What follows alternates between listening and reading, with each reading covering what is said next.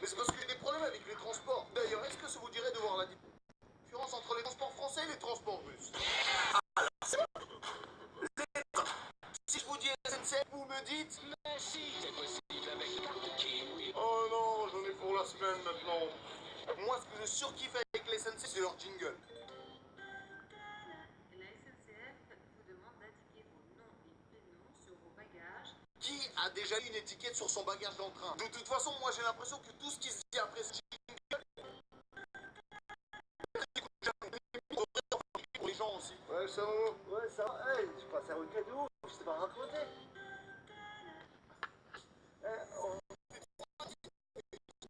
Ma vie dans un bac, je fais un transat dans un sac aussi dans un bateau de piscine en bac. On a beau se plaindre des trains en France, mais la vitesse moyenne d'un train de passagers en Russie est de 50 km/h.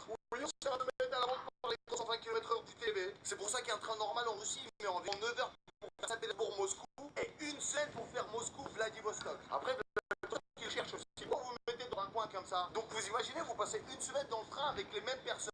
Et en termes de siège, il y a 3 classes possibles. Le coupé de luxe. Oui, en Russie, on emploie le mot coupé pour désigner les cabines de train. Ça va sans doute venir du fait que tu es le coupé des autres. Ensuite, on a le coupé classique. Beaucoup moins cher que le coupé de luxe, mais ça quand même cher. Et pour tous les gens de la classe pauvre ou moyenne, nous avons le Platzkart. Retenez bien ce mot. C'est à peu près le pire de ce qui peut vous arriver dans un voyage. Ouais, très russe. C'est un wagon où tout le monde voyage ensemble. Ah bah non.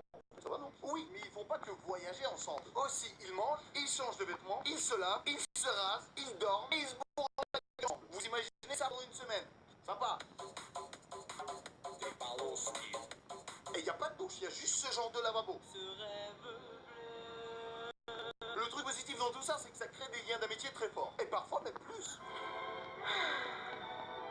Bon, moi je prends le taxi pour Vladivostok. Moi, je prends le bus pour Shkodra. Ah, sympa. Et toi, tu fais quoi? Je retourne à Moscou. Ok. Ah bah c'est pas mal. Salut. Ah, c'est 4. D'ailleurs, exprès pour vous, je vous ai ramené ça. C'est le pack qu'on te donne pour ton voyage en train. En vérité, je sais même plus ce qu'il y a dedans, donc on va le découvrir ensemble. Premièrement, des chaussons. Ouais, c'est vraiment de quoi dépanner, quoi. Yeah.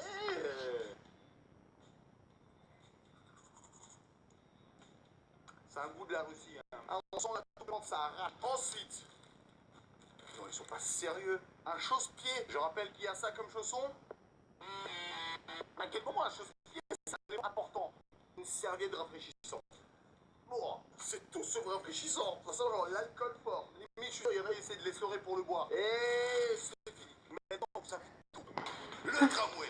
En France, les trams, ça roule en extérieur. Et ça ressemble un peu au métro parce que ça roule sur des rails. Vous m'avez compris. En Russie, on a les trolleybus. C'est comme les trams, c'est électrique, mais l'énergie vient pas des rails, mais des câbles au-dessus des trolleybus sur lesquels ils sont accrochés avec des bâtons. Et c'est vrai que parfois, ça peut provoquer quelques petits problèmes. Tout va bien. Tout va bien. Petit, tout va bien. Tout va bien. Tout va bien. Avec des câbles comme ça, les conducteurs, il faut se croire dans une auto-tamponneuse. D'ailleurs, ça expliquerait certains accidents.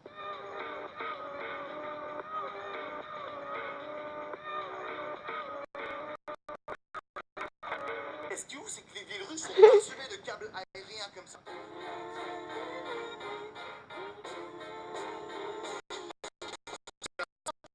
Les déraillages avec ces câbles tombent par terre, bah on a déjà vu dans une autre vidéo ce qui peut arriver.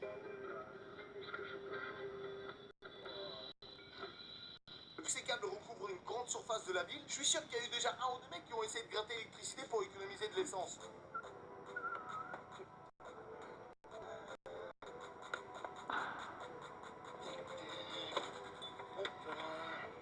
Allez.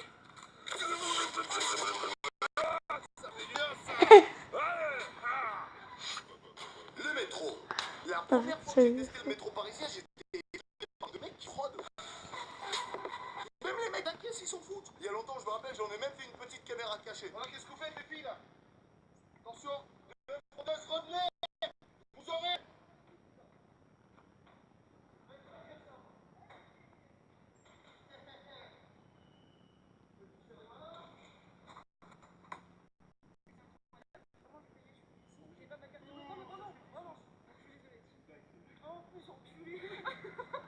Le problème, c'est quand tu te fais choper par les contrôleurs. Après, j'ai l'impression que tout le monde connaît la technique de donner un faux blague. Mais bon, ça marche pas à tous les coups non plus.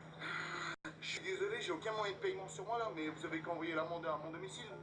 C'est 34 rue Vaugirard et je m'appelle Michel Pichon.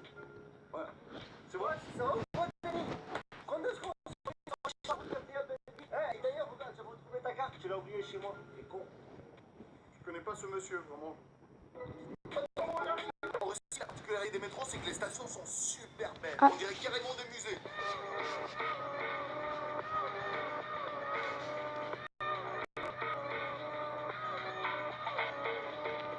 Ça donne envie de visiter, hein. Mais bon, en dehors de ça, il se passe aussi des choses très bizarres dans le Japon. Ennui, mais bon.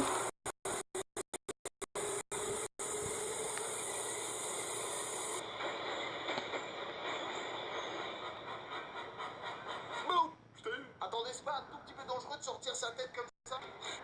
Vas-y, je m'en fous, je vais regarder. Eh, je m'en fous, j'ai envie de regarder.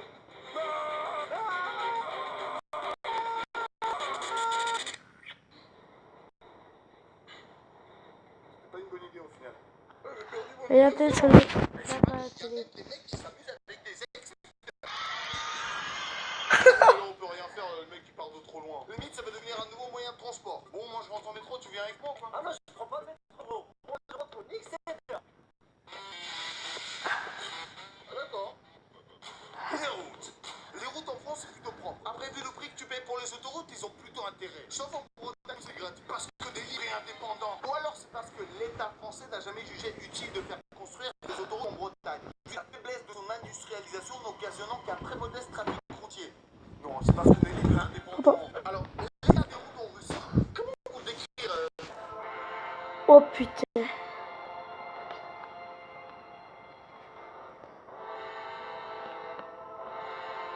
Ouais, ouais. J'ai appris qu'au Canada, ils posent des autocollants avec des faux trous sur la route pour baisser la vitesse des voitures qui passent. Et en Russie, ça fait longtemps qu'on est passé au 3D, les gars. Par exemple, pour moi, ça, c'est une route normale.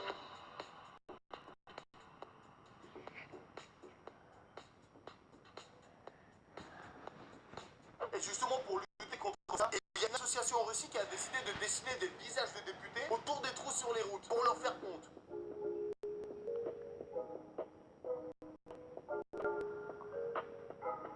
Du coup, moi, au contraire, j'espère qu'ils vont les garder parce que j'aurais trop envie de voir un truc comme ça. Oh. Et les gars, il n'y avait pas une petite sauce avec? Les bus.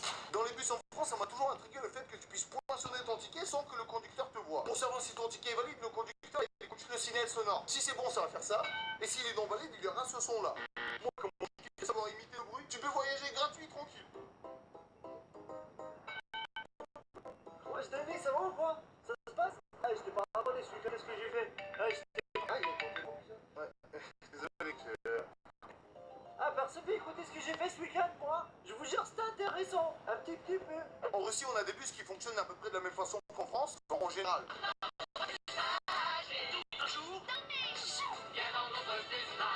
Mais j'ai envie de vous parler d'un concept révolutionnaire qu'on a en Russie. Marshrutka. C'est une sorte d'hybride entre le bus et le taxi. En gros, ils suivent à peu près la même trajectoire que les bus, mais ils s'arrêtent pas aux arrêts de bus. On descend comment alors? Calme-toi. En gros, chacun lui dit où est-ce qu'il veut qu'il s'arrête sur son trajet. En plus, tu dois le gueuler devant tout le monde super fort si t'es un peu loin du chauffeur pour qu'il l'entende. Moi, ça m'a toujours fait stresser. Vas-y, n'aie pas peur. Tu peux y arriver. T'as pas peur du public. Vas-y, prends ton courage. Et vas-y, tue-leur. Ouais, fort.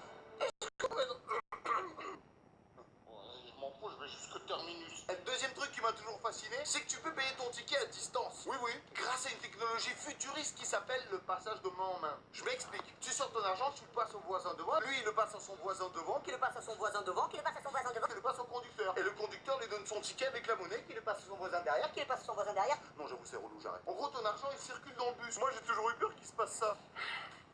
Excusez-moi. Un ticket, vous pouvez faire passer, s'il vous plaît? Bien sûr.